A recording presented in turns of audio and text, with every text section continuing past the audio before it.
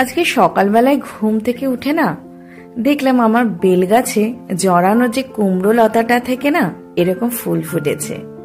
দেখে না মনে না একটা পজিটিভ ভাইবস চলে আসলো।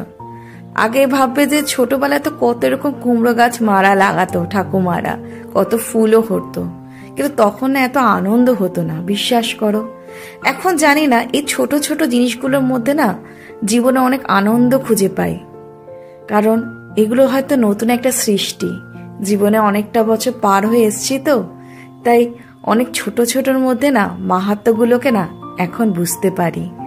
জীবনে তো একটা যুগ পেরিয়ে এসছি, তাই না? তাই যখন এরকম কুমড়ো ফুলটা দেখলাম না, তখন মনে হলো কোনো কিছু হয়তো আবার নতুন সৃষ্টি। সত্যি কথা, এক একটা ধ্বংসের পর তো হয় আমাদের সৃষ্টি, তাই না?